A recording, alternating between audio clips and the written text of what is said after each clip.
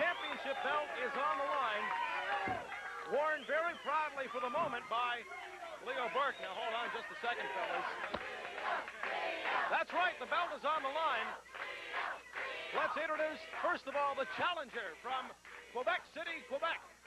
Weighing in at 261 pounds, Maniac, Frenchy Martin. And the champion from Dorchester, New Brunswick, weighing in at 235 pounds, Leo Burke. Your referee for this title match, Bernie Richard. And Bernie Richard displays the International Heavyweight Championship belt that will be decided in the confines of the square circle right here before this Atlantic Canadian television audience. What a rivalry.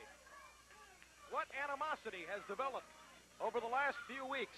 Leo Burke and Maniac Frenchy Martin. I go back to last week when Frenchy Martin was fined $500 for attacking Leo Burke with a chair. Frenchy Martin has been demanding for quite some time that he get a title shot from promoter Emile Dupre. He has that opportunity now.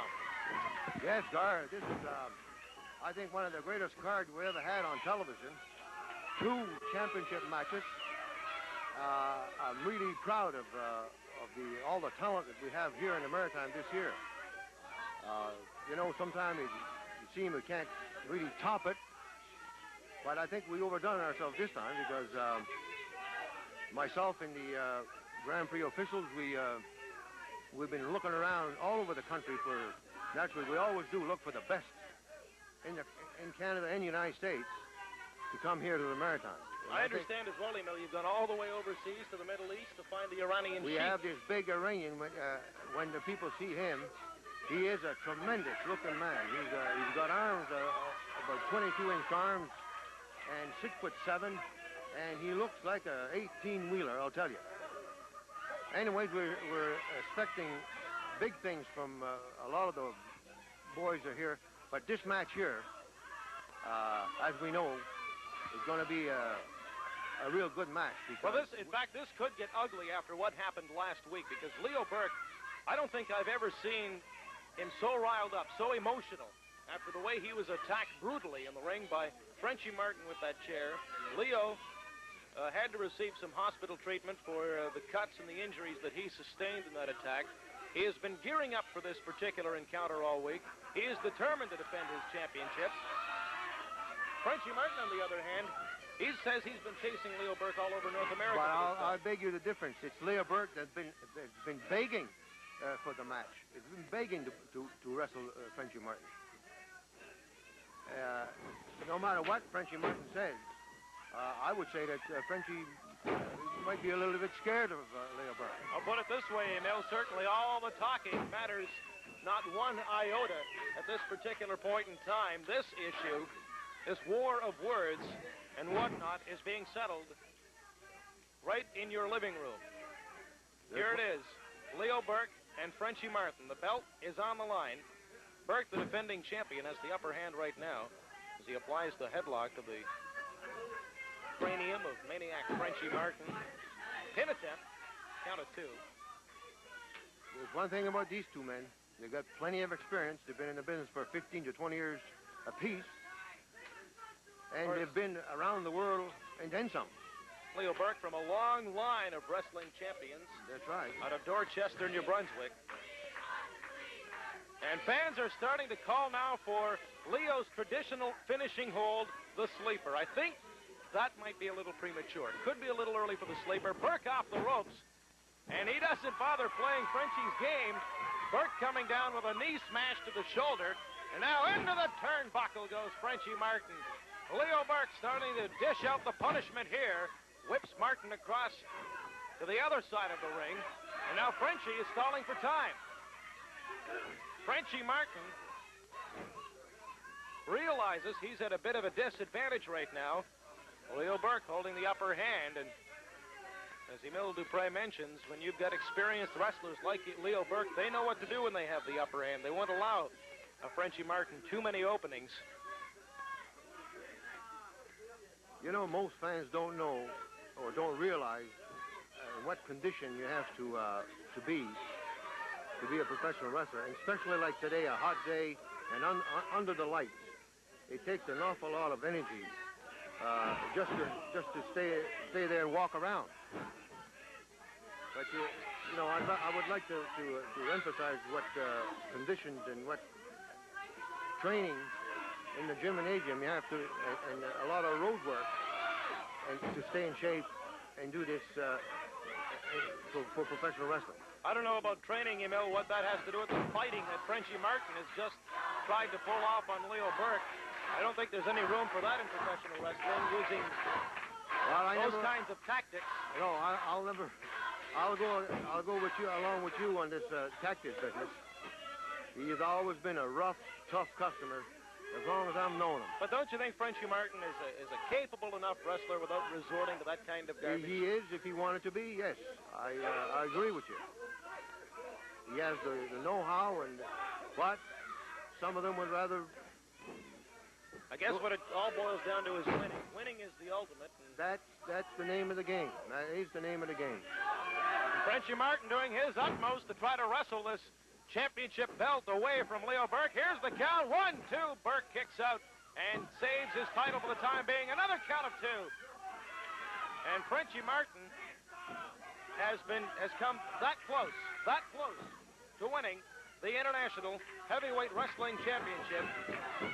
Leo Burke trying to regain control of his faculties here. And he's going to try to stall for time as much as he can. And I'm not sure if I saw something illegal develop there. It could very well be that Frenchy Martin has a foreign object concealed, because Leo Burke seemed to take that particular blow with a little more reaction than otherwise is the norm in these cases. Burke, though, with a tremendous... I think it's just a super match right at this moment. It's anybody's game. It's whoever wants it most. And Leo Burke right now with a couple of right hands and a left and a right. Leo Burke, he does not, under any circumstances, want to give Frenchy Martin the pleasure of wearing that championship belt around his waist. Fans calling once again for the sleeper. This could be the time now. They were calling for it earlier. Burke, up and over, will try for the pin. 1, 2, count of 2, and Frenchy Martin is able to kick out of that particular maneuver. Sir, it was nice talking to you. I shall return a little later down the program. Thanks very much, promoter Emile Dupre, and I'll tell you, that man deserves a tremendous amount of credit, ladies and gentlemen, for lining up some of the talent on these Atlantic Canadian shores. Burke with a roundhouse right. This match certainly serves as an indication of Dupre's promoting ability, because you have got a couple of the keenest competitors anywhere in professional wrestling right here, battling it out in more of a street fight than anything else for this international championship belt. Burke will scale the ropes. Leo Burke going up to the ropes. He's not going to get there in time. He's going to get some assistance from Frenchy Martin. They've knocked out a television light here. Burke went as high to knock out a television light. I saw that. Very, very good move on Frenchy Martin's behalf. You can see Frenchy Martin not messing around today. He got the championship within his grasp, and he wants it. He's come close a couple of times as no-class Bobby Bass joins us here at the interview table. Referee Bernie Richard very quickly. I've never seen nothing like that in my life before. The glass. Bob, that's another dangerous aspect of wrestling when you have things like glass in the ring and whatnot. Very, very bad. You can ground it into your body and get a sliver in there, infect it. But being an athlete, Daddy, anything goes. Listen, I come out to tell you something. I got a surprise coming on after this match. I got a man from Irania. You heard about it, haven't you? We've heard about the Iranian Sheik. You have not seen him, have you? I understand that you've made a number of long-distance telephone calls to Tehran, Iran. You have some contacts there.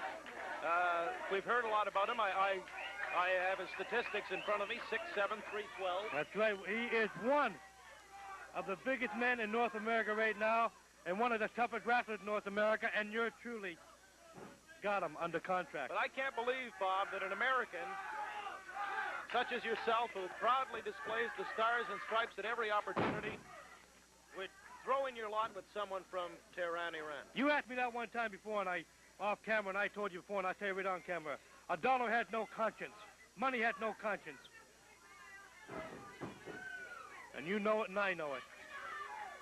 Bob Bass, a man who has sold his soul for rock and roll and the almighty buck.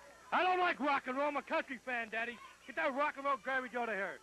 Look at this match here. The both men of war right down. I know where your allegiances lie in this one, so I won't even ask. May the best man win. That's why my allegiance win, and it's going to be Frenchy Martin. I tell it like it is. Well, right now, it's Leo Burke. By the hair, you notice.